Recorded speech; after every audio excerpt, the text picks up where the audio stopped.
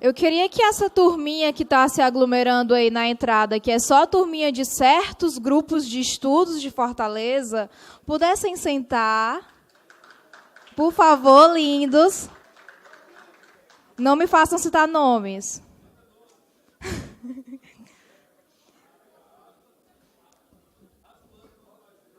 Quem está bagunçando aí é o Rodrigo Marinho? Meu Deus do céu.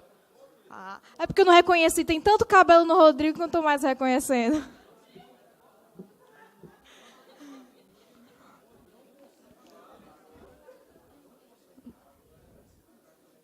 Todos já estão calmos depois do debate? Eu espero que sim. Tudo certo? Eu quero lembrar algo que eu disse no início do evento, e eu vou lembrar novamente, que quem está com seus crachás, não esqueçam de trazer amanhã, não esqueçam de vir novamente no credenciamento para assinar, não vai ser tão demorado como hoje. Então, não esqueçam disso, tragam seus crachás. E avisando mais uma vez, a turma que sai desse lado aqui para a saída, cuidado com a câmera, tá? Vocês passam por baixo, porque vocês podem ser lindos, mas ninguém quer ver as costas de vocês nos vídeos depois, tá bom? Agora a gente vai para a nossa última palestra do dia. Amanhã tem mais. E eu quero chamar aqui o nosso querido Jefferson Figueiredo, presidente da próxima mesa.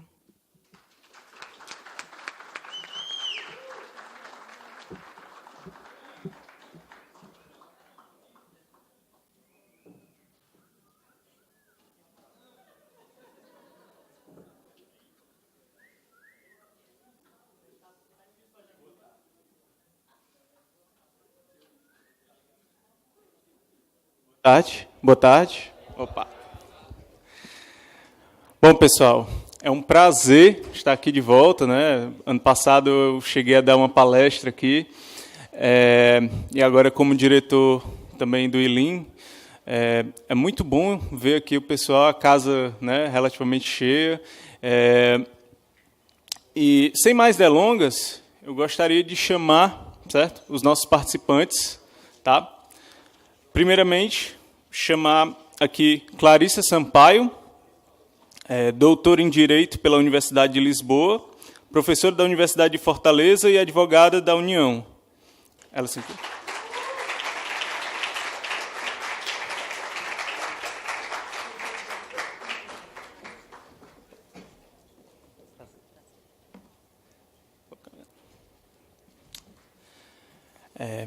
E para terminar de compor a mesa, eu gostaria de chamar o querido Adolfo Saxida, certo? Doutor e pós-doutor em Economia pela University of Alabama, advogado e autor de livros como Fatores Determinantes da Riqueza de uma Nação e Considerações Econômicas, Sociais e Morais.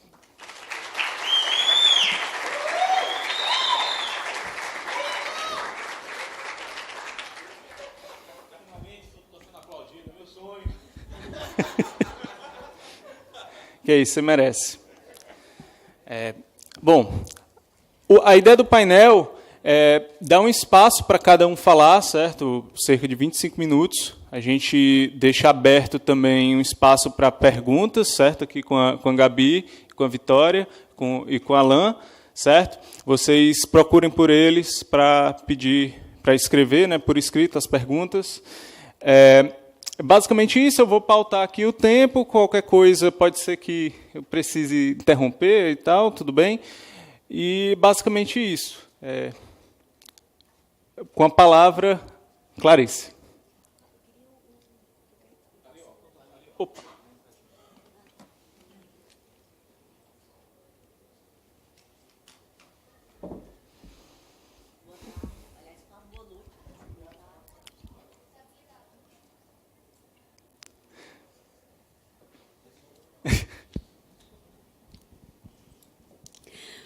Boa tarde, quase boa noite. Agradeço primeiramente ao Rafael Saldanha pelo convite de participar desse seminário com palestras tão atuais, tão interessantes, né, e que existem vários lados das questões e que merecem ser discutidos, né. Boa tarde, professor Adolfo, é um prazer conhecê-lo. né? E Jefferson, boa tarde, Jefferson, e boa tarde a todos vocês. Bom, o nosso tema é sobre balanços e perspectivas das privatizações. Mas, primeiro que tudo, o que é privatização? Então, o objeto da minha explanação vai ser, antes de tudo, trabalhar esse marco conceitual. Eu preciso saber do que eu estou falando. Eu não estou aqui, de maneira que a minha exposição não tem por objetivo travar um debate ideológico, se a privatização é boa, se a privatização é má. Né? Na realidade, nós vamos ver que a privatização é um fenômeno plurimo, não existe uma forma unívoca, uma única forma de ela se manifestar. Tá? Então, nós vamos sair daquele paradigma mais Estado, menos Estado, anacrônico, moderno. Tá? Ou seja, a privatização seria algo moderno, o Estado seria algo anacrônico. Quando, por exemplo, o fenômeno da privatização, uma das formas de privatização, nós já encontrávamos no século XVII, em 1628, no regimento da Companhia das Índias da Companhia da Índia Oriental. Tá? Nesse regimento, o monarca português, ele participava da companhia como um simples particular. E ele assumiu o compromisso de se subordinar ao direito comum, inclusive em matéria contenciosa, afastando o poder real, né, as prerrogativas regiais. Então, isso já era uma forma de privatização, certo? A privatização do direito regulador da administração pública. Ou seja, o rei, ele despia-se da sua autoridade real, naquele momento, e, naquele momento, perante as decisões, ao tomar decisões naquela companhia, ele se submetia ao direito comum, inclusive a um contencioso comum. Certo? Então, é um fenômeno que de algumas décadas, nós podemos observá-lo já em algumas décadas. Certo? Então, essa primeira acepção de privatização, esse conceito é do professor Dr. Paulo Otero, professor catedrático da Universidade de Lisboa. Né? Mediante a privatização, o que é que nós temos? Uma política ou uma orientação decisória que implica reduzir a organização e a atuação do poder administrativo ou esfera de influência da administração pública ou do direito administrativo e, consequentemente, reforçar o direito privado e reforçar também instituições e estruturas de direito privado sobre certas áreas que até então estavam submetidas à intervenção pública. Tá? Então, de uma maneira geral, é isso que significa privatização. Tá? Então, não tem privatização sem Estado. Para ter privatização, é preciso que tenha Estado. Certo? É uma questão pré-judicial. Tá? Vamos ver os 7 sentidos de privatização, 7 formas de privatização que podem acontecer. Primeiramente, a privatização da regulação administrativa da sociedade. Mediante esse tipo de privatização, o que acontece é uma desregulamentação, certo? Um determinado setor, uma determinada matéria era submetida a uma intervenção reguladora e essa intervenção é retirada, é uma desestatização. Por exemplo, substituindo essas regras por regras privadas, por uma autorregulação privada de um determinado setor. Essa autorregulação privada, ela tanto pode ser completamente independente, né, como pode ser também dependente de uma certificação da autoridade pública. Ou seja, aquele setor vai estabelecer suas próprias regras, ou de forma completamente autônoma, ou com um referendo, com a chancela do Estado. Então, isso é primeiramente uma forma de privatização. Privatização da regulação administrativa da sociedade. Ou seja, uma substituição da regulação feita pelo Estado pela regulação feita por um determinado grupo, por um determinado setor. O segundo sentido.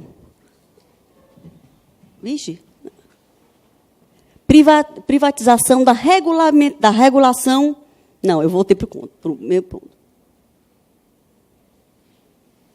Privatização da regulamentação. É o mesmo ponto.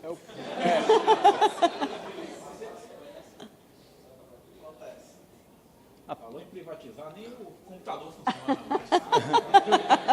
Aperta de novo, tem um slide preto aqui. Ai, meu Deus. O que eu estou falando? Ah, tá. É porque é da direita, gente, não é da esquerda. Só progride para a direita. Sempre à direita, né? Aqui, ó. Próximo sempre aqui. Tá certo. Sempre à direita. Como o Pondé, né? O Luiz Pondé. Privatização do direito regulador da administração. Essa forma de privatização diz respeito ao tipo de direito aplicável. Agora não é mais a substituição da regulação estatal pela regulação privada. É o tipo de direito aplicável, ainda estatal. Só que aqui a gente substitui o direito administrativo pelo direito privado. Tá? Por exemplo, os contratos, em vez de adoção de contratos administrativos da administração, aplicar-se-ia o Código Civil. Certo? Em vez de se aplicar os estatutos dos servidores públicos, né, as leis dos servidores públicos, aplicar-se a consolidação das leis do trabalho, enquanto ela existir, não é? Ou seja, a substituição do tipo de direito ainda estatal, aplicável a determinadas relações. Esse fenômeno é conhecido também como uma fuga para o direito privado. Certo? Uma fuga para o direito privado, tratado muito bem na doutrina portuguesa pela professora Maria João Estorninho, significa exatamente isso. Tá? É a substituição do direito público, do direito administrativo, e a busca de formas privadas e do direito privado, o direito civil, o direito comercial. Agora, bom, sempre à direita. Vamos lá. Privatização das formas organizativas da administração pública. Nesse sentido, nós vamos ter a privatização dos sujeitos, a privatização de quem exerce uma determinada atividade. Tá? Isso tanto pode implicar a criação de entidades privadas pela administração pública, por exemplo, a criação de fundações privadas, fundações de apoio às universidades federais. Certo? Isso é uma forma de privatização. Certo? Como pode implicar também a conversão de uma entidade pública numa entidade privada. Exemplo, a transformação de uma fundação pública, a Fundação das Pioneiras Sociais, numa organização social. Tá? Isso também é uma forma de privatização. Mediante essa forma, deixa de existir uma identidade absoluta entre a organização administrativa e o direito administrativo. Tá? Nós podemos também incluir nessa forma de privatização a privatização do capital social de uma empresa estatal, certo? Ou seja, abrindo para o mercado, para a iniciativa privada. Então, também entra na privatização das formas organizativas da administração pública, quer mediante a transformação de uma entidade pública numa entidade de direito privado, quer mediante a criação de entidades privadas pela administração pública, tá? Ou quer mediante a privatização do capital social de empresas estatais. Essa é a terceira forma que a gente entende como privatização. Mas essa forma de privatização, ela não implica a privatização do bem de produção daquele setor. Por exemplo, telefonia. Continua a ser um serviço público. Certo? O que aconteceu com a abertura, e nós vamos tratar aqui também desse tema, com a abertura do setor para a iniciativa privada, foi simplesmente quebrou-se apenas um monopólio. Aquele serviço passou a ser praticado em regime concorrencial, que é outra figura importantíssima que vai aparecer nesse novo direito administrativo. Tá? Então, com essa forma de privatização, o bem continua sendo público, né? Há apenas a transformação do sujeito que exerce aquela atividade. Certo? Esse é o terceiro sentido de privatização. Vamos ao quarto sentido. Privatização da gestão ou exploração de tarefas administrativas. Bom, aqui é a própria atividade que vai ser atribuída, a própria atividade pública, cuja execução vai ser atribuída a particulares. Ela continua sendo pública, mas a execução dela pode ser feita por particulares. É o caso clássico das concessões de serviço público. Certo? O serviço continua sendo público, o Estado, o poder público, remanesce com amplos poderes de conformação, de fiscalização, de sancionamento, né, sobre a forma de gestão, continua, em alguma maneira, se responsabilizando, certo? Mas a execução, a gestão daquela atividade passa a ser feita por uma entidade privada. Essa forma de privatização, ela possui um alto grau de precariedade, porque o serviço, como ele não deixa de ser público, a concessão, de repente, pode findar antes do prazo, claro, com todas as indenizações, né, o Estado pode retomar o serviço para si. Tá? Então, dentro desse tema aqui, é muito importante a discussão sobre o grau de admissibilidade da desresponsabilização direta do Estado sobre determinadas atividades. Por exemplo, será que é possível atribuir à iniciativa privada a execução de todos os serviços de saúde, de todos os serviços de educação? Todos os serviços de saúde serão agora prestados por organizações sociais, por organizações da sociedade civil. Certo? Será que é possível? Vamos ver, mas estou falando dessa quarta forma de privatização, que ela, para o particular, ela é mais precária, porque implica sempre a possibilidade de retorno da atividade para o setor público, mas, ao mesmo tempo, o Estado permanece com responsabilidade, uma ampla responsabilidade de direção e de conformação daquela atividade. Tá? Esse é o quarto sentido. O quinto sentido de privatização. Privatização do acesso a uma atividade econômica. Isso significa exatamente a abertura à iniciativa privada de setores da economia que antes eram dominados, eram monopolizados, eram exercidos exclusivamente pelo Estado. Certo? O que aconteceu com a abertura do setor de telecomunicações. Até a emenda constitucional número 9 era exercida em regime de monopólio.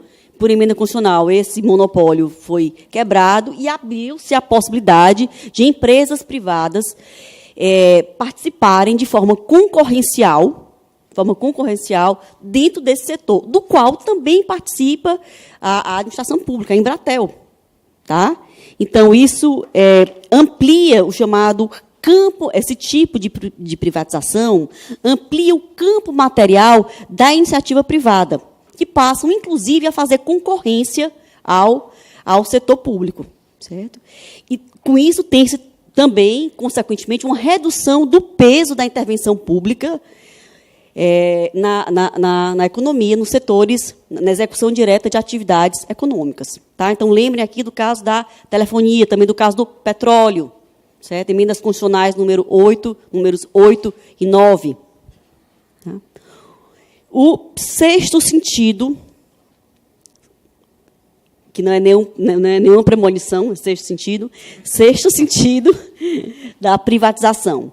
Privatização dos critérios substantivos da decisão administrativa. Né?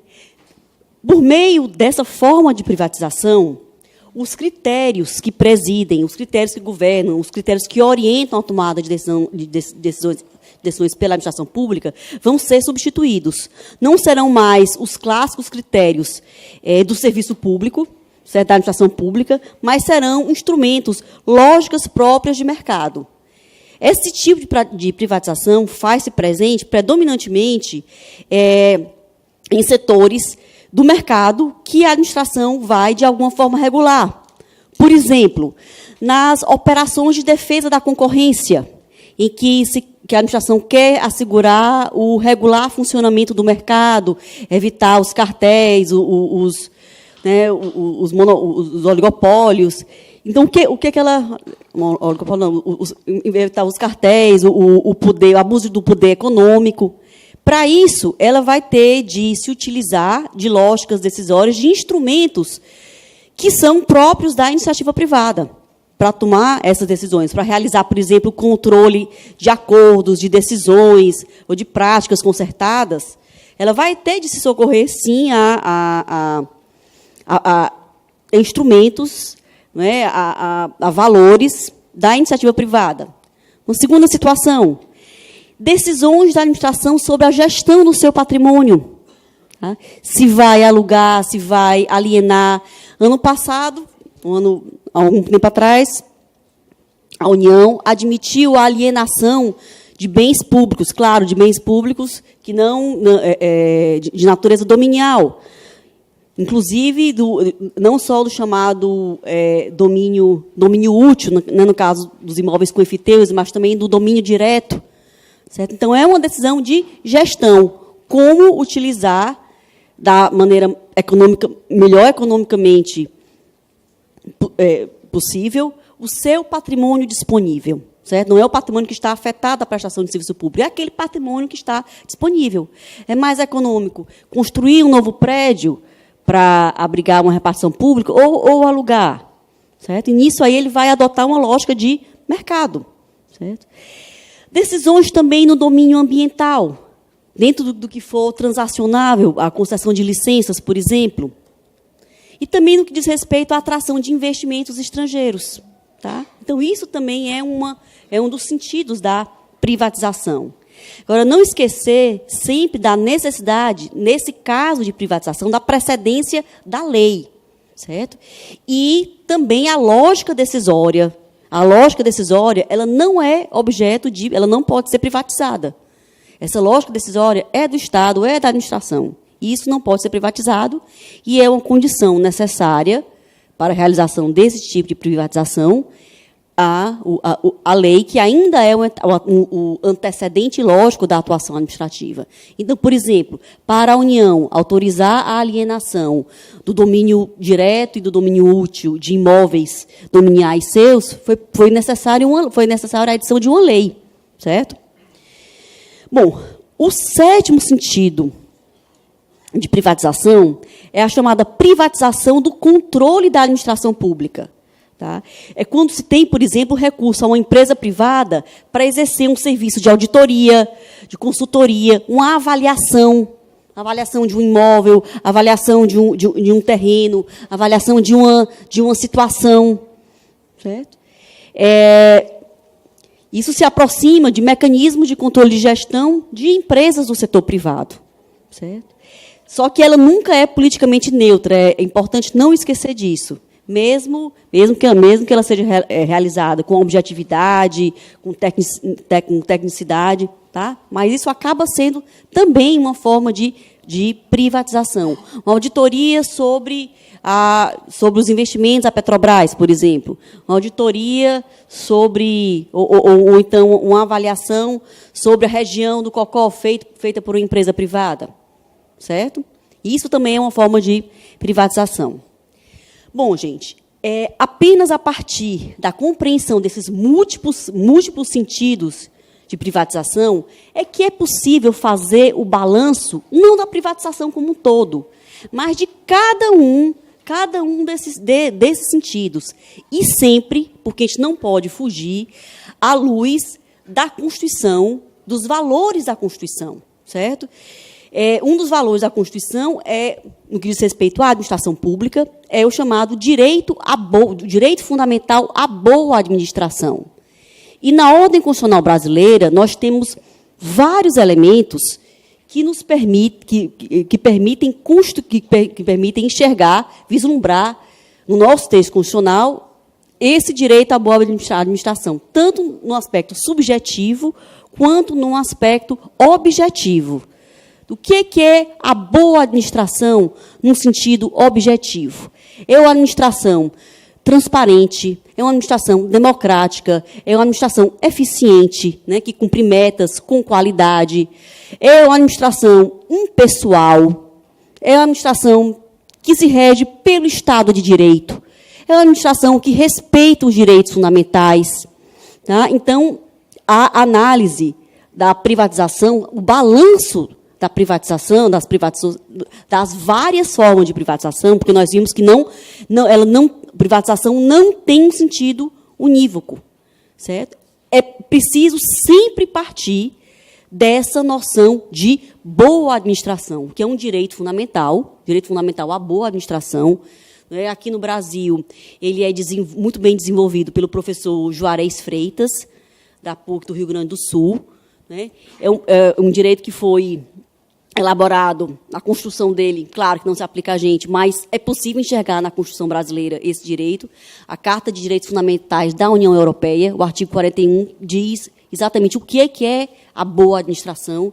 E, na ordem constitucional brasileira, repetindo várias vezes, nós temos esses elementos, então é possível falar que existe esse direito fundamental à boa administração, tanto no sentido subjetivo, quanto no sentido objetivo, ou seja, a vertente objetiva dos direitos fundamentais, como valor na sociedade. Certo? E, claro, a administração proba, honesta, faz parte do conceito da ideia de boa administração.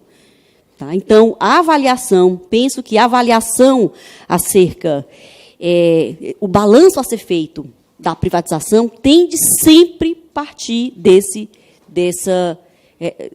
marco. Tá? Eu gosto muito da doutrina espanhola, esse José Navarro, essa definição de boa administração. Tratar sobre a boa administração constitui uma tarefa que há de ser presidida por valores cívicos e correspondentes qualidades democráticas, que são exigidas a quem exerce o poder na administração pública a partir da noção constitucional do serviço objetivo ao interesse público.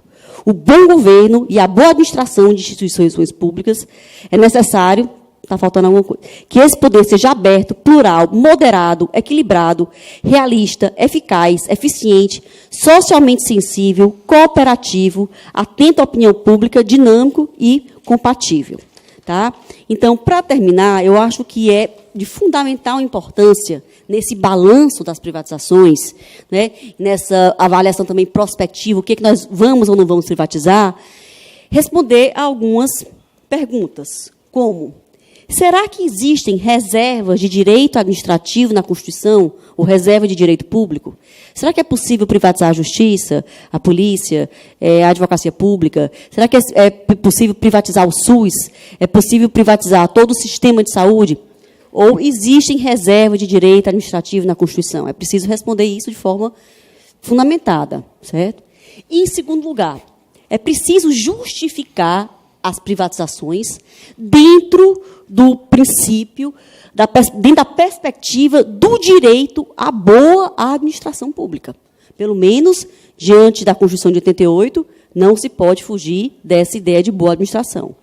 E, em terceiro lugar, é preciso também realizar a evolução de um estado do bem-estar, de um estado social meramente estático, para um estado social, um estado do bem-estar dinâmico, em que o serviço público, as estruturas administrativas, elas não são um fim em si mesmas. Elas devem existir enquanto eficazes, enquanto respondem, enquanto atuais.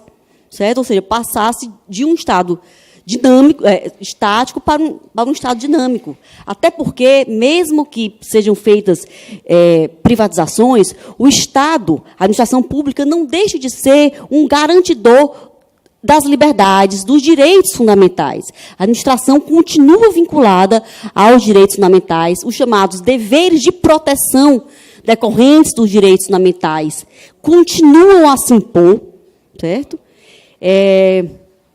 Então, dentro desses referenciais, o referencial plurimo de privatização precisa ser compreendido, de modo a que ele não seja visto como uma solução para todos os males da ineficiência administrativa. Está ineficiente, vamos privatizar.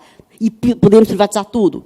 E também para que a privatização não seja vista como a grande inimiga dos direitos fundamentais, do Estado de Direito, como uma manifestação do Deus mercado. Muito obrigada.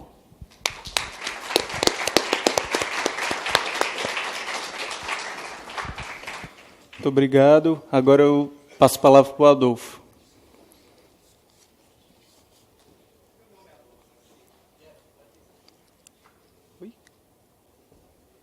É que só porque ficou famoso aí com a canetinha dele para dar opinião. Fica calado aí, rapaz.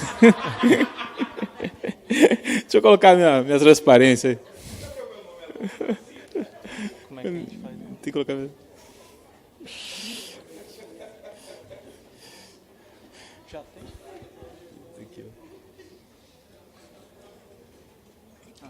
Aqui, ó.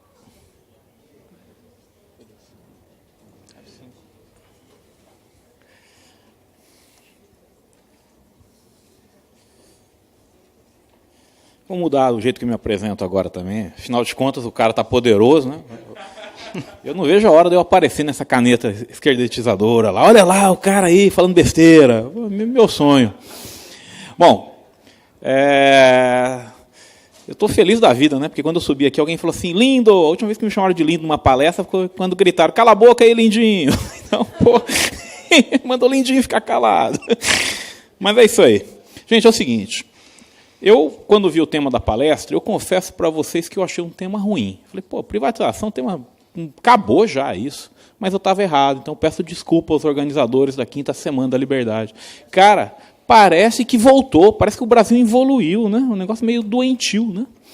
Assuntos que nós achávamos pacificados estão voltando. Eu vi uns colegas meus esses dias falando que a solução para o Brasil era mais crédito e mais governo. Né? Eu falei, pô... Aí fica difícil. Então, parabéns. Aí o tema, realmente, nós temos que solidificar as conquistas.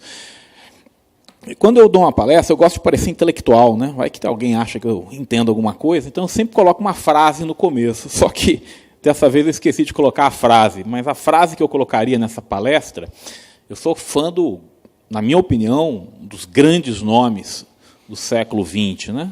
O Marx, Groucho Marx, né? O único Marx bom. E o Groucho Marx tem uma frase fantástica, que é assim, você vai acreditar em mim ou nos seus olhos? Eu acho que esse é o título dessa palestra. Você vai acreditar em mim ou nos seus olhos? Parece um esquerdista falando, né? Você vê que o mundo melhorou, mas o esquerdista não consegue ver que as privatizações melhoraram o país. Então esse é o tema dessa palestra. Cara, minha palestra acabou, né? Qualquer pessoa razoável que vê esse gráfico fala assim, pô, fica calado, lindinho, não vai falar mais nada não.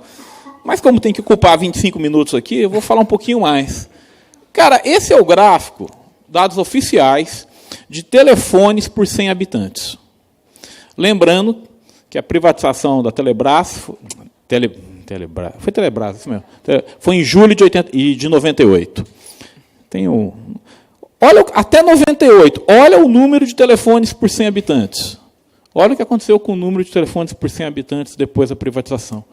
Para qualquer pessoa razoável, não dá para dizer que não melhorou. Teve o cara aqui que falou da propaganda da Folha de São Paulo, né, que você pode contar uma grande mentira falando uma só verdade. Eu vou falar de uma propaganda também. Quando eu era garoto, tinha uma propaganda que era assim, ó. Eu vou te vender um bem. Você vai me pagar agora e eu vou te dar o bem em 2 anos. Mas se daqui 2 anos eu não te der esse bem, eu vou pedir mais 6 meses para você esperar. Se depois desses 6 meses eu não te entregar o bem, você vai esperar mais 6 meses. Se depois de 3 anos eu não te entregar o bem, aí talvez eu te dê o dinheiro de volta. Aí aparecia assim, com a telefonia é assim. Então, não sei, aqui meu amigo aqui, tu vai lembrar dessa época. Não tinha telefone. Não tinha telefone. Você comprava o direito de ter uma linha na expansão. Olha o que hoje qualquer um tem. Então, esse gráfico mostra que não tem nem o que discutir. É insano achar que não foi boa essa privatização. Alguns números. Em 97 eram 13,4 telefones por 100 habitantes, em 99 eram 24,2. Você quase dobrou logo depois, 1 ano depois de privatizar. Gente, eu dava aula em 94. Em 1994, metade das localidades brasileiras não tinha telefone. Vocês conseguem entender o que é isso? Eu vou repetir. Em 1994, ou seja, há 23 anos atrás, metade das localidades brasileiras não tinha telefone. Eu não consigo entender como alguém... E aqui criticam privatização. Eu não vou dar nome, não. Eu estava numa palestra, o cara falou assim, por que no Brasil a privatização da telefonia piorou para o consumidor? Porque antes haviam 27 companhias estaduais competindo e hoje só tem 4 ou 5. E ficou olhando para mim. Pô, sem brincadeira, eu tinha vontade, meu filho, olha, você até é mais velho que eu vou deixar passar essa, mas não fala de novo essa besteira, não. Que competição que tinha na época que era estatal? Nenhuma. Eram 27 companhias estatais, mas elas não competiam entre elas. É tão simples quanto isso. Bom, vantagens óbvias da privatização. Isso aqui é o seguinte, é só para enrolar vocês, né? Viu aquele gráfico, acabou já, não tem nem o que falar.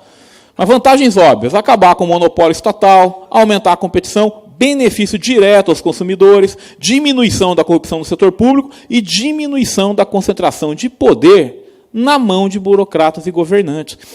Gente, quais são as grandes empresas estatais que estão envolvidas em corrupção? Todas. Mas por quê? Porque você dá poder demais a burocratas e governantes. Muita gente não fala, mas esse é um benefício indireto da privatização. É você deixar o sistema econômico mais moral. Isso não é pouca coisa. Então, a privatização ela não é apenas boa do ponto de vista econômico, ela é boa do ponto de vista moral de uma sociedade. Quais são as desvantagens? E tem. Você tem casos que deu errado a privatização. Pode ocorrer a substituição de um monopólio estatal por outro privado. Isso é fundamental de entender. É fundamental. Privatizar um bem por si só não garante melhora para o consumidor. Se você não acredita em mim, pensa na NET. É tão simples quanto isso. O que garante benefícios ao consumidor é a competição. É isso que realmente garante benefício ao consumidor. Ah, Adolfo, mas eu prefiro um monopólio privado do que um monopólio estatal. Tudo bem, eu também prefiro. Mas é fundamental você entender que o grande apelo da privatização é porque logo depois de privatizar você vai garantir competição. Você vai tirar o monopólio estatal e vai permitir competição privada. Então, privatização sem aumentar a competição é sempre arriscado. Se eu tiver que optar entre um monopólio privado e um monopólio estatal, eu prefiro um monopólio privado. Mas isso é uma preferência. Do ponto de vista teórico, nada garante que eu esteja certo. O que garante que eu esteja certo é a existência de competição. A grande vantagem da privatização vem... Só uma coisa, Adolfo. É engraçado esse ponto que tu falou, porque isso acaba meio que uma retroalimentação do próprio discurso, né? Você privatiza um monopólio estatal que passa a ser um monopólio privado por determinadas regras e coisas afins, e aí dá errado, e aí o que acontece?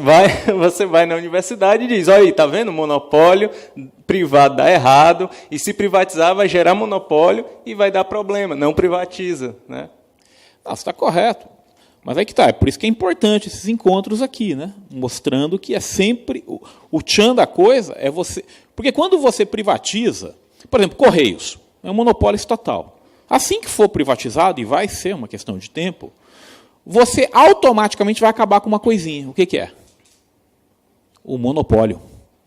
O monopólio dos Correios ocorre porque ela é estatal, meu amigo. O dia que aquilo for privado, eu duvido que alguém faça a lei garantindo monopólio para aquilo.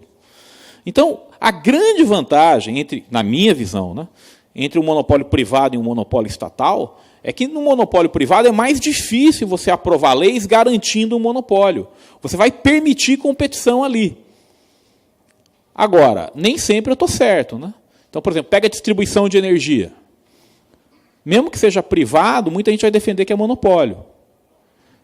Não, veja só, nos Estados Unidos tem 3, eu morei no Texas, tinha 3 empresas vendendo. Não estou falando que é assim, não. Estou falando só a retórica, tá?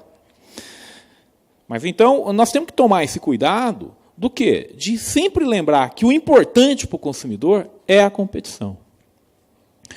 Então, privatizar deve sempre ser visto como uma ferramenta de aumentar a competição e reduzir o poder do Estado.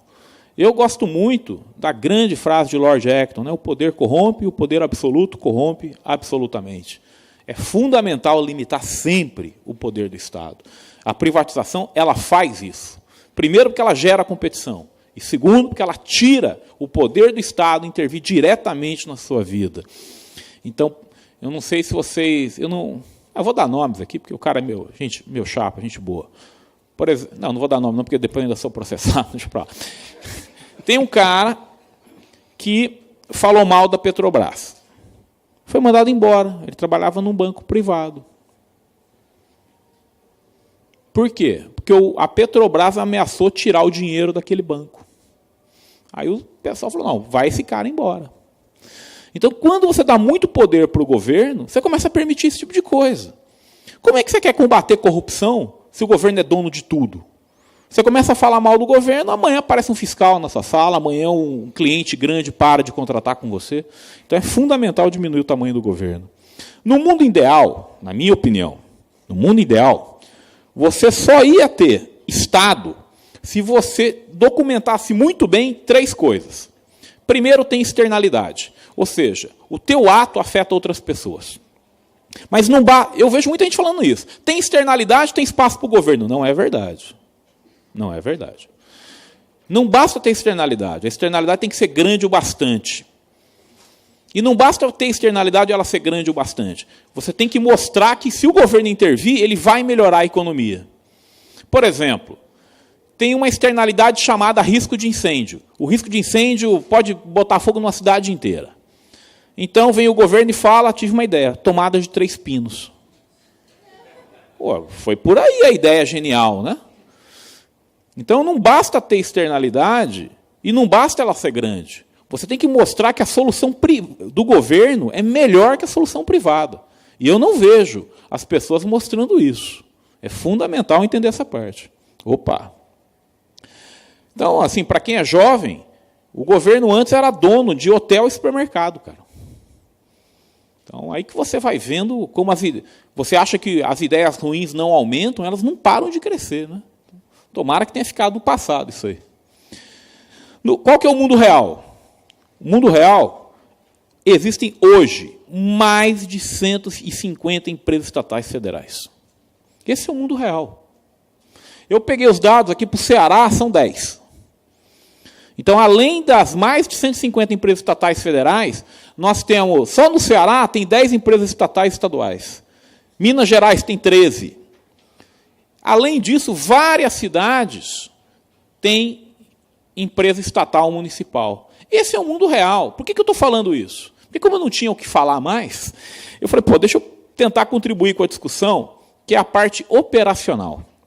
O que é a parte operacional? Quando você vai falar de privatização, não basta você falar em teoria. Você tem que endereçar problemas reais.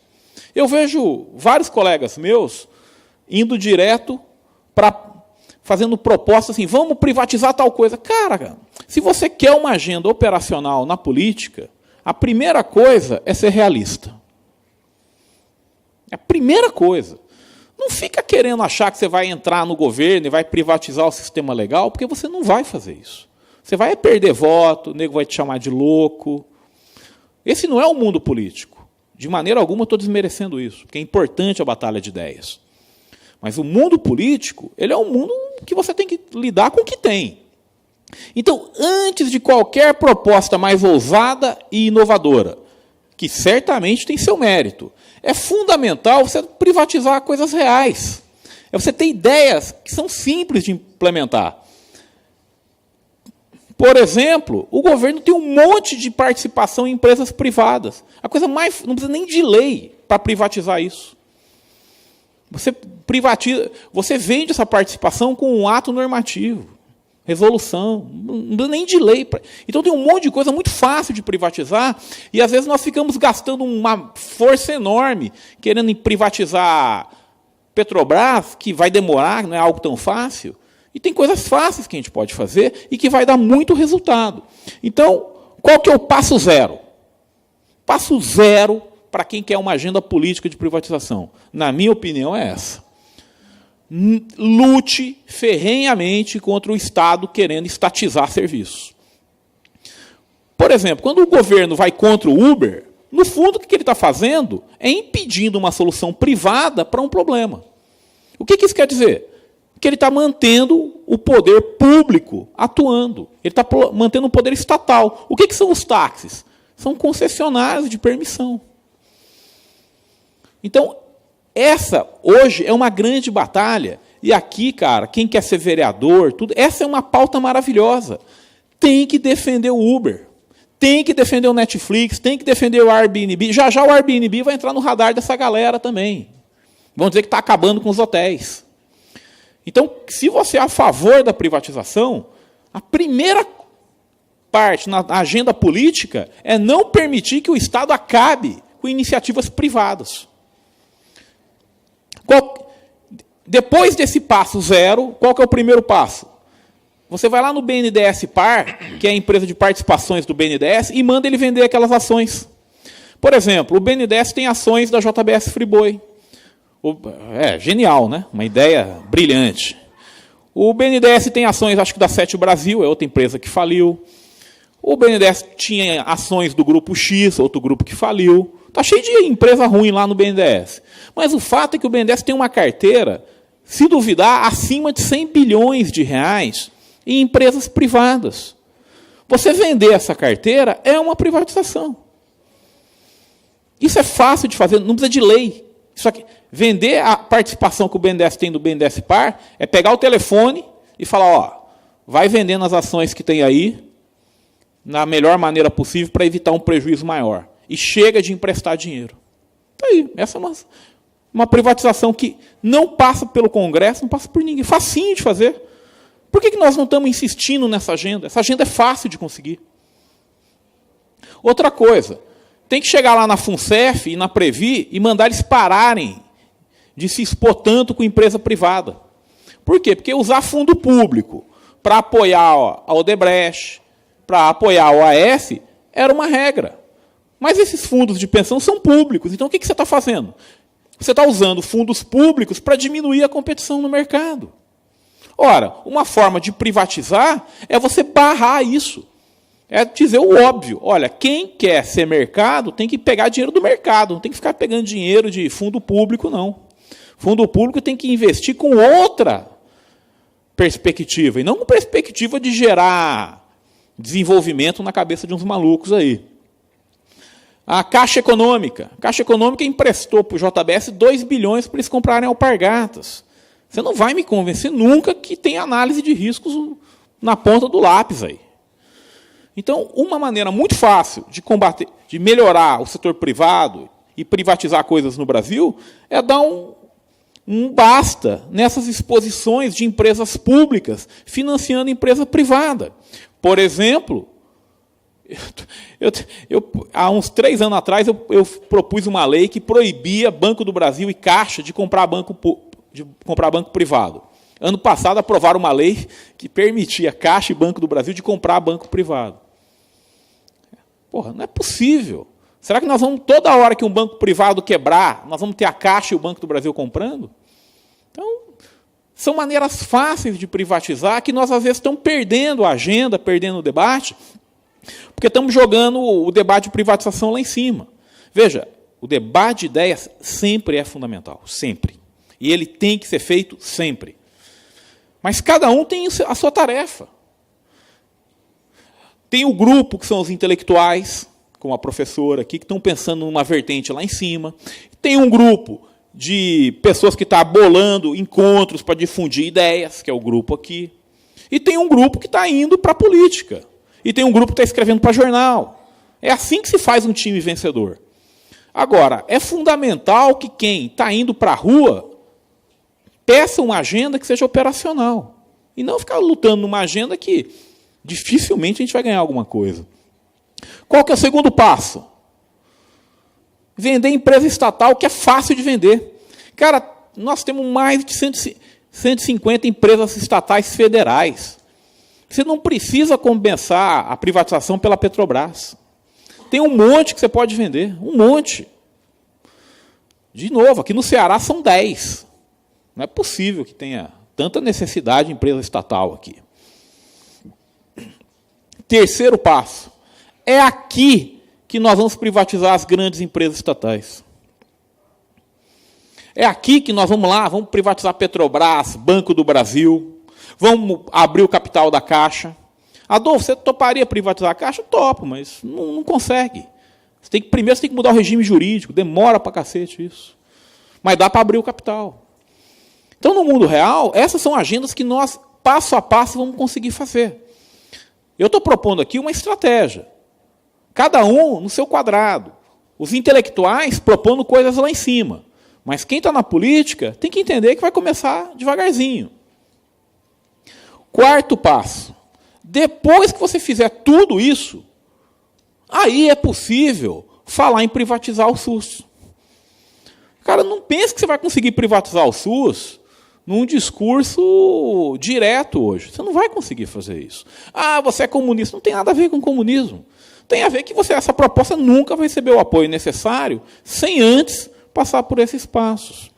Ah, vamos privatizar a justiça. Ah, vamos, tenta. Não vai, tenta, não vai. Ah, eu quero privatizar a polícia. Tudo bem, eu acho que tem várias vantagens. Agora, se nós ficarmos com um discurso tão alto assim, tanto no lado intelectual como no lado político, nós nunca vamos conseguir isso. Vão rir da gente toda hora. Então, eu quero deixar uma coisa clara. Os intelectuais têm um papel, mas quem está na linha política tem outro papel.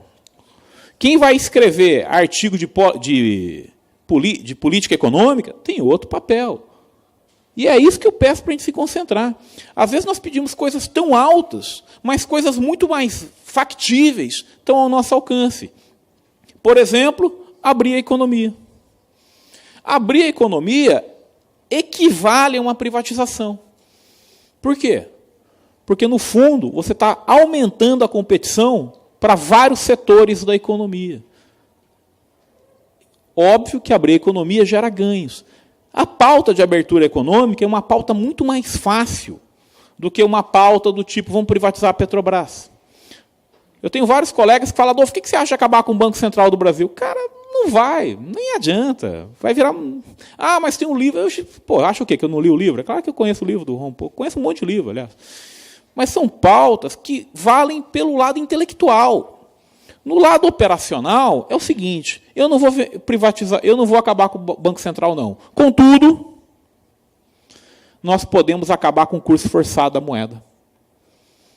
Hora que eu acabar com o curso forçado da moeda, meu amigo, e permitir moeda privada, deixa o Banco Central sozinho. Se ele fizer besteira, quem vai pagar o preço disso é quem escolheu ficar com o real. Então, existem maneiras mais fáceis de combater o monopólio estatal do que ataques frontais. Eu acho que essas vantagens nós não estamos explorando. Nós estamos explorando as vantagens teóricas, coisas bacanas, muito grandes, mas estamos esquecendo que, às vezes, pequenos ajustes dão grandes resultados. E é isso que eu gostaria de falar com vocês. A gente nunca sabe o que vai acontecer daqui a alguns anos. Eu gostaria, como disse, acho que o Rodrigo Saraiva falou aqui, eu gostaria de estar brigando com o Rodrigo daqui a alguns anos, né? Um conservador brigando com um liberal. A nossa realidade hoje não é essa. Rapaz, meu sonho é o Marcelo fazer essa piada que ele fez, eu jogar esse microfone nele, cala a boca aí, dar uma voadora, liberalzinho. Mas hoje nós estamos ferrados, cara. Hoje, assim, nós não temos acesso à imprensa, nós não temos grandes editoras, nós não temos nada. Vamos pensar um pouco mais, vamos pensar em termos um pouco mais operacionais. Veja, por mais que eu queira xingar vários liberais, eu não vou xingar nenhum deles. Rapaz, como eu gostaria de falar mal do Luciano Huck. Não vou falar não, vai que eu tenho que votar nele. A coisa está ruim, cara. Cara, eu falei isso do Huck e não tenho o menor problema de falar que se tiver que colocar uma camisa do Bolsonaro e fazer campanha para Bolsonaro, eu vou fazer. Não tenho a menor dúvida do mundo que entre Ciro Gomes e Bolsonaro eu voto em Bolsonaro. Não tenho a menor dúvida disso. O mundo... Agora, eu gostaria de ter um mundo diferente do que é esse. Mas o mundo não é diferente do que é esse, o mundo é esse. Então eu vou pedir aqui um grande favor a vocês. Vamos pensar no passo a passo.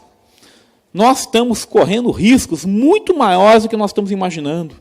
Eu me lembro de uma grande frase de Tucídides, que ele escreveu a história da Guerra do Peloponeso, quando ele fala assim, e isso só se acabou no incêndio do Pireu. Cara, o nosso país está pertinho de um colapso sério pra caramba. O ano que vem, eu não tenho a menor dúvida que vai sair pancadaria no meio das ruas. Não tenho a menor dúvida. O país está ruim economicamente. Um bando de maluco candidato, cara, Está na cara que vai dar problema. O que vai ser dessas ideias aqui? Então, o convite que eu faço a vocês é um convite bem simples. Nós sempre precisamos das ideias, sempre. Se você é um intelectual, continue trabalhando firme nas suas ideias. Se você é um militante, continue lendo e aprendendo novas ideias. Mas não se esqueça que, no final, é a realidade que vai decidir a nossa pauta. Então, para de xingar quem está na linha de frente. E, às vezes, ele não escolhe a pauta que você gosta, mas é a que dá para ser feita. Às vezes, nós vamos ter que votar em alguém que não queira privatizar a Petrobras, mas, pelo menos, não quer estatizar a Telebrás, não quer criar a Telebrás de novo. A coisa está feia. Meus amigos, foi um grande prazer para alegrar meu amigo Marcelo. Ô, cadê o negócio? Acabou aqui? Só para me sacanear, pô. Pô, dá um clique aí. É foda. É. Meu nome é Adolfo Saxi, eu espero que vocês tenham gostado. Obrigado, gente.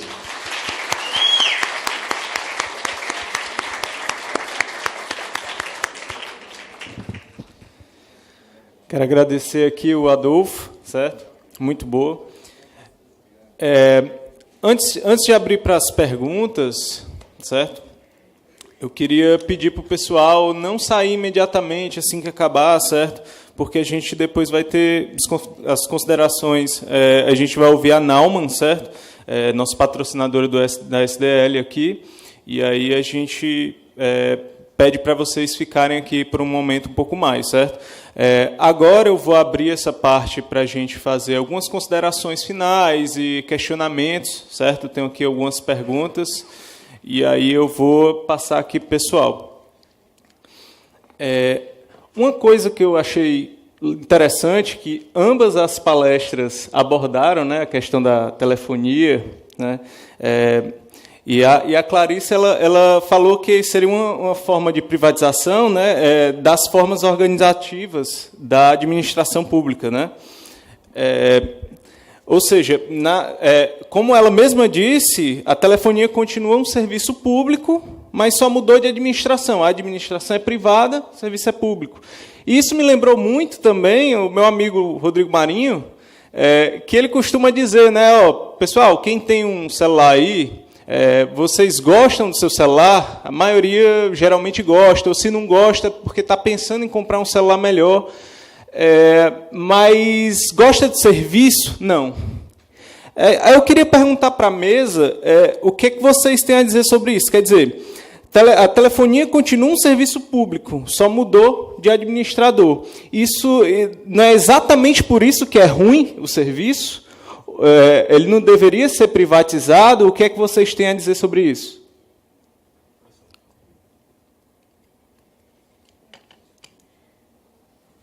Bom, na verdade, a privatização já houve, não é? Que implicou o quê? O acesso a um mercado que antes não era... Está funcionando, está funcionando. Não era franqueada a iniciativa privada. Então, já houve a privatização nesse sentido. A abertura do setor de telefonia ao prestador privado, estabelecendo a concorrência, que é algo, claro, absolutamente saudável. Me parece que privatização, abertura de mercado sem regulação, sem o exercício da regulação do Estado, ou de uma regulação mais efetiva, é que pode resultar, que ocasiona esse tipo de esses problemas, certo? Enfim, as operadoras de telefonia, claro, acho que houve é inegável a expansão, né, da telefonia. Com certeza o Estado não teria condições de fazer, pelos seus próprios meios, a expansão da telefonia que foi feita. As operadoras são as campeãs, elas batem todos os recordes, né, de reclamações nos PROCONs, DECONs da vida. Né. A meu ver, um possível caminho de solução seria uma regulação mais eficaz. Recentemente, a Anatel adotou uma postura interessante a respeito da banda larga, né, da limitação da banda larga. Ou seja, foi uma atuação de regulador mesmo, ou seja, proibindo que houvesse a limitação de dados na internet banda larga. Certo? Então, a meu ver, uma regulação mais efetiva, e aí passa pelo fortalecimento das agências reguladoras, por uma maior capacitação, por um fortalecimento em todos os sentidos, tanto de tomada de decisões, quanto de qualificação. É isso. Até nos Estados Unidos, a primeira agência reguladora é do século XIX, a Interstate Commerce Commission, que veio a frear os excessos de um capitalismo sem nenhuma regulamentação, né? A gente está falando dos Estados Unidos, certo? País da liberdade, né? Professora, quando eu estava no meu mestrado, eu adorava econometria, né? Negócio de estatística, eu achava que eu era foda. Aí me mostraram um exercício que era assim, o econometrista contra o dardo. O que era esse exercício? No começo do ano, um econometrista famoso fazia 1000 contas e escolhia 3 ações para comprar. E uma outra pessoa ia lá e pegava um dardo e jogava na parede. E onde o dardo caísse, ele comprava aquela ação. A conta estava 21-19. Graças a Deus para o econometrista. Né? Então, assim, eu acho que foi a primeira vez que eu eu acho que eu sou um conservador mesmo. A gente não sabe. Veja só, o que eu quero dizer com isso? Que eu não concordo com a senhora, não. Eu não concordo. Eu acho que seu ponto é muito bom, mas... O que eu quero dizer aqui? Cara, é assim, ó.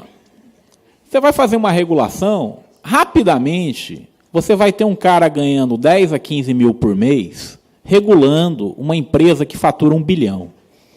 Cara, por melhor que sejam os funcionários públicos, e eu sei que eles são muito bons, cara, é muito difícil me convencer que pessoas atuando na mesma área, estudando a mesma coisa, um ganhando 200 mil por mês e outro ganhando 2 milhões, o cara que ganha 200 mil vai enganar o que ganha 2 milhões. O que vai acontecer com o tempo? O setor privado vai englobar o regulador. E o regulador vai começar a agir não mais para proteger o consumidor, mas para proteger a empresa. Que é exatamente o que acontece hoje. Por exemplo, vamos olhar quem é que estão os analistas aí dos bancos privados. Você vai notar uma coincidência incrível. Vários deles foram diretores de Banco Central. Você vai lá e vê um cara que foi do diretor de tal agência regulatória. Passa um tempo, ele está lá na empresa. Então, eu acho que o seu ponto é fundamental. Realmente deixar o mercado sozinho é perigoso. Mas entre deixar o mercado sozinho e deixar o burocrata sozinho, eu fico de deixar o mercado sozinho. Vai dar problema pra caramba. Mas eu não gosto daí. Vamos fortalecer a agência reguladora. Com certeza tem que fortalecer. No modelo atual tem que fortalecer mesmo. Mas quando a gente olha o que está acontecendo, me parece muito claro que o setor privado ele captura essas agências reguladoras e, no final, a gente paga a conta. É a minha opinião. Não sei se a senhora vai concordar. Bom. Você falou de competitividade, né? Hoje nós temos 4 empresas. Isso é competitividade. Então, eu acho que o problema hoje é justamente porque o Estado ainda está regulando. Porque nos Estados Unidos, o preço lá do telefone é barato, mas tem mais de 80 empresas. Então, você lá tem competição. Aqui, a competição ainda é muito pouco. Por isso, todas essas reclamações. E você se reclama da Oi, você pode ver que a maioria das pessoas aqui já tiveram telefone em todas as operadoras. Você já trocou de todas e todas são a mesma porcaria. Não tem competição. Competição é essa. Todas elas todas estão no mesmo patamar. Mas muito disso é porque a regulação é tão alta que impede outras empresas. Bom, professor, ainda bem que a gente discorda, porque, de fato, eu não vou votar no Bolsonaro. Se Deus quiser, eu vou poder votar no Lula. É a minha esperança. Desculpa. Porque nós não somos democratas? Vocês não são democratas? Não, a liberdade de expressão não vale não aqui. Está tranquilo? Não. Vou continuar. Esteja livre para falar o que você Pronto. Acredito. Bom, professor, assim, me causa espécie essa desconfiança absoluta do setor público quando, por exemplo, o FDA nos Estados Unidos é uma agência reguladora e exerce um papel fundamental na aprovação de novos medicamentos, né, de novas drogas. E lá a gente não... Porque a americana é uma coisa boa, uma agência reguladora. Na Europa, nós temos as chamadas autoridades administrativas independentes, Espanha, Portugal, Itália, não é, que são exatamente setores da administração pública que devem ser compostos por pessoas extremamente especializadas, experts naquela matéria, e que gozam de determinadas garantias exatamente para se imunizar o tanto quanto possível, claro que totalmente não é possível, de influências partidárias, influências corporativas dos sindicatos, influências religiosas, para tomar decisões com caráter técnico. Tá? Então, a tentativa, ao menos, de criação desses setores da administração pública que devem ficar a salvo dos regulados, né? Isso é um dos pontos da regulação, ou seja, como evitar a captura dos regulantes pelos regulados, é um dos pontos mais importantes da regulação. Mas eu acho que isso não é um motivo para dizer, não deve ter regulação. Até porque eu sou servidora pública, você também é servidor público, certo? Eu lido em causas milionárias. O senhor também deve lidar com assuntos milionários. Quer dizer, mas nós temos nosso estatuto, nós temos nossa ética, nosso código de ética, tem os mecanismos institucionais de correição. Então, enfim, eu não vejo o setor público com tanta desconfiança, né, com tanta... ou seja, então é uma captura fácil, um advogado público é uma captura fácil, o juiz, então, é uma captura facílima. Né? E a gente não pode fazer generalizações. Nem todos, né? A gente não pode dizer que todos os juízes são corruptos. Bom, por uma questão de tempo, eu vou passar para uma próxima pergunta, certo? Aqui é direcionada para o Adolfo, mas eu deixo aberto aí para a Clarice comentar. Então, por que as universidades públicas têm melhor nível do que as privadas? Essa é a pergunta.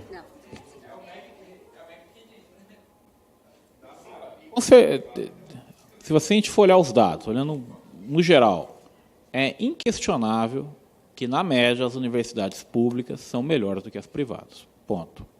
Agora, existem exceções. Então, por exemplo, quando você olha a economia, as melhores universidades privadas competem de igual para igual com as públicas. Agora, nós temos que tomar um pouquinho de cuidado com alguns detalhes. Então, por exemplo, por que o aluno da escola pública, da universidade pública, é melhor que o aluno da universidade privada? Cara, eu acho o seguinte, que aí é uma questão de seleção na entrada. Você tem uma universidade que tem mais tradição e que não cobra nada, que é a universidade pública. Você, em vez de fazer direito na UFC, vir para a Unifor, você provavelmente vai ter que gastar R$1.000 a mais por mês.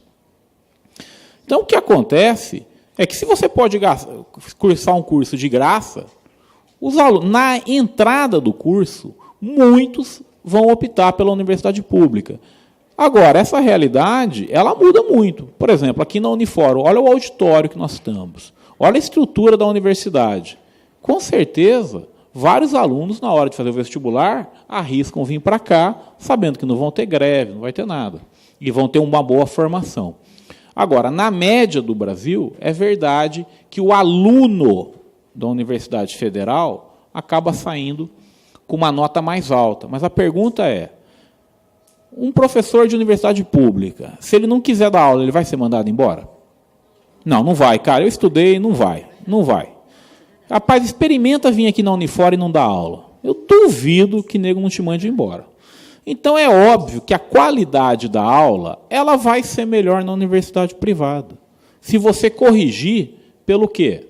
Pela qualidade dos alunos que estão entrando. Não dá para você, lógico, não dá para pegar exemplo de universidade privada como a Unifor, porque não é isso que eu acho que não é essa a pergunta. A pergunta deve ser tipo assim, uma faculdade Caiçaras, do tipo que tem lá em Brasília. Que é, um negócio assim, o cara não paga R$200 por mês, vai estudar. Então, nessa, acaba que o aluno sai com uma formação inferior.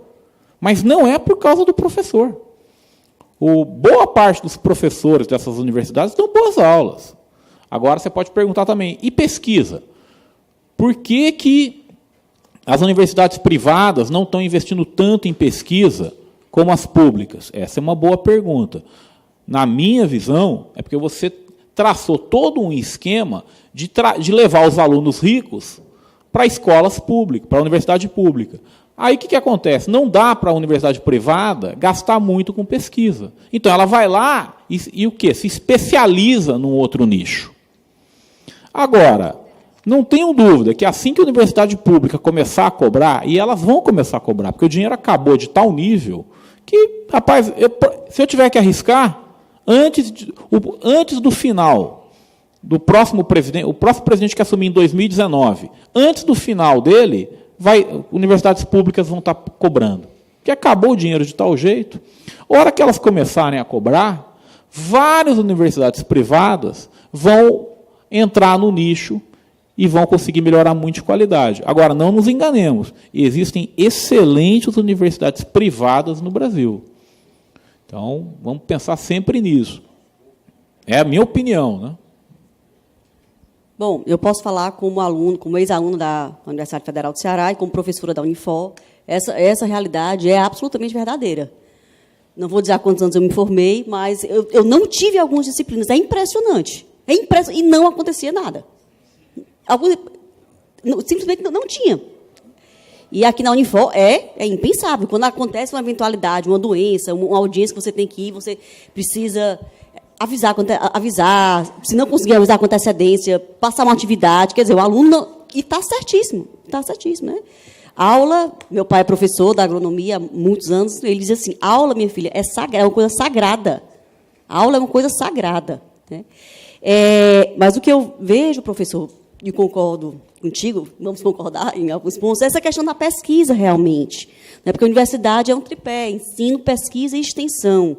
Né? Não são todas as universidades privadas que fazem investimento em pesquisa como a Unifor faz. Certo? E a universidade é um local de produção de conhecimento. Né?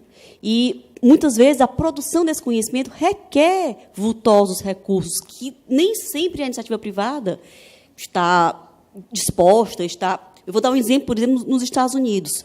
Um medicamento importante, neoplásico, é o Premectexed. Ele foi descoberto, ele foi desenvolvido a partir de investimentos públicos, não foi investimento privado. Quando a pesquisa já estava lá, muito desenvolvida, aí vem a indústria farmacêutica e investe naquele ponto final. Mas foi preciso o quê? Muito investimento público para desenvolver um dos neoplásicos mais importantes do mundo, que é o Premectexed, certo? Então, a grande preocupação é o atraso brasileiro na produção de conhecimento. É uma coisa impressionante. As universidades brasileiras não estão no ranking das 100 melhores do mundo, não estão as universidades brasileiras. É assim, e públicas e privadas, né? Bom, para finalizar, eu vou fazer aqui uma das últimas perguntas, certo? Aí, para a gente ser breve, porque o tempo está apertando, certo? Fazer uma rápida aqui. Também foi direcionado para o Adolfo, viu? Não é porque eu estou escolhendo. Adolfo, você não mencionou na sua agenda as agências reguladoras. Não seria parte da estratégia também que você estava mencionando? Olha só. Cara, do jeito que está hoje, não dá para acabar com as agências reguladoras. Não tem como fazer isso. Exatamente. Agora, qual é o passo que, na minha visão, tem que ser feito? Muito de não ter competição é porque as agências reguladoras, por exemplo, banco, você coloca tantos requisitos, mas tantos requisitos para alguém abrir uma entidade financeira que virtualmente não tem banco no Brasil. O Brasil não deve ter 300 bancos, cara. Então, nos Estados Unidos você tem o banco da cidade, você tem o banco do bairro, mas aqui você cria tanta regulação. Para quem que é bom essa regulação? Para o Itaú. Você coloca uma regulação tão alta, tão alta, tão alta, que se a gente quiser se unir aqui e montar uma cooperativa, os custos de entrada são tão altos que a gente não consegue entrar. É por isso que banco tem tanta reclamação assim. Por quê? Porque não tem tanta competição. Mesma coisa telefônica, mesma coisa plano de saúde. Então, na minha visão, o primeiro passo hoje é chegar nessas agências reguladoras e dar um basta na regulação. Que, aliás, é exatamente o que o Trump está querendo fazer lá nos Estados Unidos. Que é dar uma... chega de criar tanta regulação. Porque quanto mais regulação você cria, mais difícil é para uma empresa entrar no mercado. E quanto mais difícil é para uma empresa entrar no mercado, menos competição você tem. E quanto menos competição que você tem, é o que você bem lembrou, você vai mantendo essas empresas privadas como se fossem verdadeiros monopólios. Então, não acabaria com nenhuma agência reguladora, não. Mas eu diminuiria, e muito, a regulação. Ah, Adolfo, mas isso vai gerar problema. Vai. A vida, infelizmente, é assim. Você escolhe os problemas que você pode enfrentar. Existe uma questão de adaptação também, né? Mudou a regra do jogo, as pessoas vão, né, se adaptar com relação a isso. Gera problemas, né? Mudou uma coisa de forma brusca. Eu só queria complementar o que a professora falou e eu esqueci de falar. A gente fala muito que a pesquisa no Brasil, na universidade privada é baixa, mas na pública também é horrorosa, né? Então, pelo menos na privada é dinheiro privado, né? Na pública você está jogando dinheiro público fora. Então, acho que o problema é bem mais sério. Antes de eu passar para a professora aqui, eu gostaria de pedir que todo mundo se levantasse e agradecesse ao pessoal que organizou a 5ª Semana da Liberdade. Obrigado, viu, gente? Uma honra.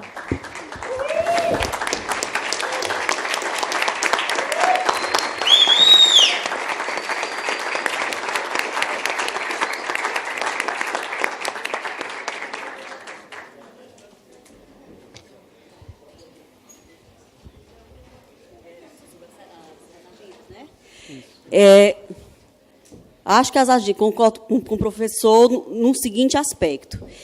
Onde é que, nem sempre o Estado deve regular. O Estado deve regular onde existem as chamadas falhas de mercado. Então, onde existem as chamadas falhas de mercado, que são os monopólios, as externalidades negativas da atividade, aí sim o Estado deve regular. Então, num modelo ideal, num mercado ideal, que funciona sem monopólios, que funciona sem externalidades negativas, não seria necessária a regulação. Né? Se chegar a esse patamar, eu acho que... Então, você, por enquanto, não, né? No caso, concorda que uma regulação mais eficiente que você defendeu nos comentários seria justamente reduzir a regulação, como o Adolfo está falando, está propondo? Eu acho que é preciso ver... A regulação ela não deve ser caprichosa, ela não deve ser voluntariosa. Eu quero taxar isso aqui, eu quero criar essas exigências para um banco. Ela tem que ser justificada, né? E um dos mecanismos da regulação é a questão do ingresso no mercado. Então, a regulação ela deve incidir quando existem falhas de mercado, quando existe um monopólio, quando aquela atividade cria... consequências negativas para os consumidores ou para o meio ambiente, quando são utilizados bens públicos em que todo mundo pega carona e que não há o pagamento pela utilização desse bem, né? São as 4 falhas de mercado, né, professor? Estou aqui tentando me lembrar. Certo? Então, quando se verificarem essas falhas de mercado, aí sim eu acho que é necessária uma regulação eficiente. Ela não deve ser caprichosa, ela não deve ser por existir, ou seja, é aquela distinção que eu falei entre o estado do bem-estar estático e o estado do bem-estar dinâmico. Certo. Bom, então eu vou declarar encerrada. Jeff, só mais uma pergunta que o Leonardo queria fazer. Opa! Professora, eu achei muito interessante você citar a FDA, né, nos Estados Unidos. O Milton Friedman ele trabalha muito esse aspecto das regulamentações, ele é um grande defensor de um mercado mais livre, né? Então ele tem várias críticas à FDA e vários outros regulamentadores da economia americana. Primeiro, antes de tudo, nem tudo nos Estados Unidos é um exemplo, é claro que não. Eu acho que as organizações regulatórias são muito criticadas também, e o Milton Friedman fala muito sobre isso. A minha pergunta é mais no conceito de, quando a gente fala de agências reguladoras, nós estamos partindo da premissa de que são pessoas capazes de regular, né? Por exemplo, a FDA ela controla medicamentos, né? Elas fazem o teste dos medicamentos e eu fico me perguntando quem seriam os maiores especialistas, né? Se seria a empresa que tem cientistas muito capacitados que ganham salários astronômicos para desenvolver drogas em relação a determinadas doenças, ou um funcionário público, não desmerecendo a função do funcionário público, mas que o funcionário público talvez não tenha chegado tanto ao nível de capacitação científica que um cientista dentro de uma empresa privada talvez tenha tido. Será que ele tem autoridade mesmo de definir se um medicamento pode entrar no mercado ou não? Porque eu acredito que a empresa não quer que este medicamento tenha um impacto danoso na sociedade. Seria ruim para uma empresa, né, colocar um medicamento ruim. Ela perderia muitos acionistas, perderia dinheiro. Então, tem muito cuidado, né, de colocar uma droga no... Então, será que a FDA, assim como as agências regulatórias da Europa, tem essa capacidade de regular? Ou nós estamos mais gastando um pouco de dinheiro à toa com essas agências? É a minha pergunta e parabéns pela mesa. Bom, a Anvisa é nosso equivalente ao FDA, né? A Anvisa testa os medicamentos e produtos na área de saúde, de maneira geral, sob o aspecto da segurança e da eficácia, certo? Me preocupa, por exemplo, a indústria farmacêutica é a indústria que mais movimenta dinheiro no mundo. Em 2013, só no Brasil, existiam em 2013 60 mil medicamentos. Claro, com seus cientistas, produzidos por seus cientistas, pelos seus testes. Agora, eu não tomaria um medicamento que não tivesse passado, por exemplo, pelos critérios de uma medicina baseada em evidências. Eu não tomaria. Certo? Eu não iria para o neoplásico que não tiver, como a fosfetolamina, que não tivesse passado pelos critérios da medicina baseada em evidências. Então, quando você fala, não é um funcionáriozinho público que vai decidir. Na verdade, é todo um processo administrativo, com um corpo funcional, que tem uma preparação, né? São levados estudos das indústrias farmacêuticas, quer dizer, não é um critério, não é o funcionário burocrata que aperta na tecla ou então que entrega a fichinha, esse pode, esse não pode. Não é assim. Passando para um outro ponto, por exemplo, uma etapa é o registro na Anvisa para comercialização no Brasil, né? Tanto que a comercialização de medicamentos sem registro na Anvisa, inclusive, é um tipo criminal. Então, teria que alterar também o Código Penal. Mas, por exemplo, para incorporação ao SUS, toda incorporação ao SUS é realizada pela Comissão Nacional de Incorporação de Tecnologias, que é um órgão do Ministério da Saúde, com composição super variada. Na Conitec estão representantes das universidades, estão representantes dos conselhos estaduais, dos conselhos municipais de saúde, ou seja, vários setores da sociedade estão ali representados. Um relatório da Conitec, ele é obrigatoriamente submetido a uma consulta pública. Ele recebe as contribuições, por exemplo, da Sociedade Brasileira de Oncologia, da Sociedade de Pediatria. Essas consultas voltam para a Conitec analisa e aí decide pela incorporação ou não. Ou seja, é um procedimento muito mais complexo. Certo? Não é um simples o servidor que entrega a ficha. Esse pode, esse não pode. Tá? E eu não tomaria um medicamento que não tivesse passado nos testes da medicina baseada em evidências. Claro que a indústria tem a preocupação de não colocar no mercado medicamentos que fazem mal, né, que vão ter uma toxicidade muito elevada. Mas, ao mesmo tempo, existem medicamentos que têm ganhos muito pouco expressivos, certo? Que têm suas toxicidades, que podem aparecer num outro momento, quer dizer, podem ter uma toxicidade diferida. Existem medicamentos que entram no mercado com preço mais elevado, bem mais elevado, mas que existe um similar que faz exatamente a mesma função. Quer dizer, tudo isso, eu acho que se com a Anvisa e com o FDA tem suas falhas, claro que tem suas falhas, mas eu tenho a impressão que sem ele seria pior. Certo? Eu não tomaria. Deixa eu só Complementar, professor?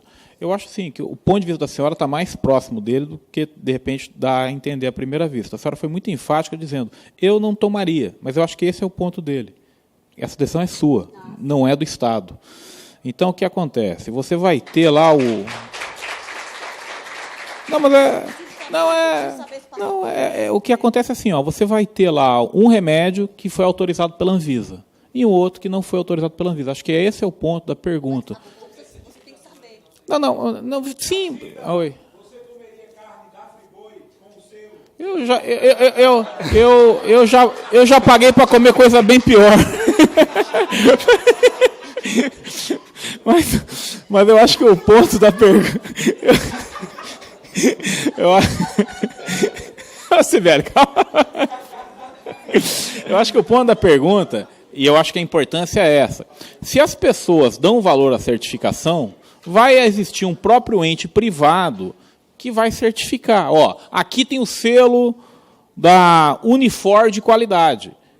Ou então aqui vai ter o selo da Anvisa de qualidade. E as pessoas, alguns vão pagar mais e vão ter o selo da Anvisa, outros vão pagar mais e vão ter o selo da Unifor, e outros vão falar assim, quer saber, eu vou comprar esse aqui que não tem selo de ninguém e bola para frente. Então eu acho que esse é o ponto importante da pergunta. Não é que é dar ao consumidor o direito de escolher isso. Por quê?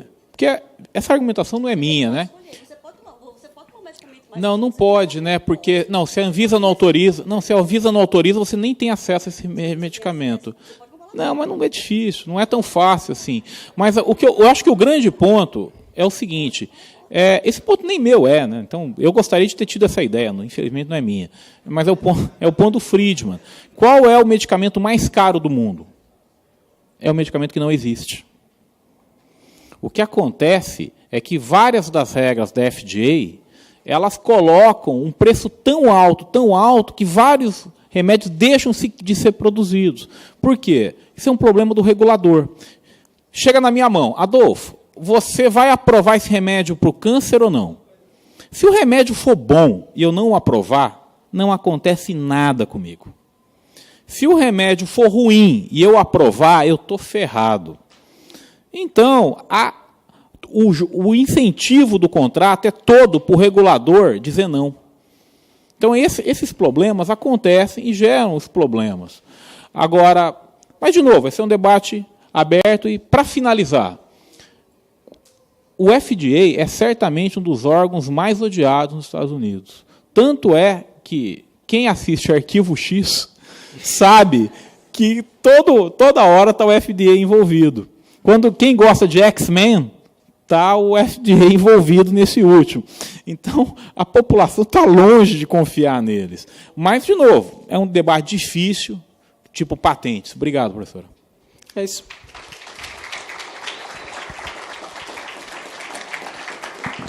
Isso poderia ser posto até em perspectiva, né? O que é que você prefere? Só a Anvisa dizendo que pode ou que não pode, ou várias certificadoras dizendo, olha, eu garanto, eu não garanto, entendeu? E às vezes uma certificadora que garante muito mais e vários remédios de qualidade, por exemplo, quem sabe ele se torne a escolha mais natural da maioria das pessoas. O que seria melhor, mais confiável? Um dizendo que pode ou que não pode, ou vários dizendo que é bom ou que não é, entendeu? Finalmente eu vou chamar...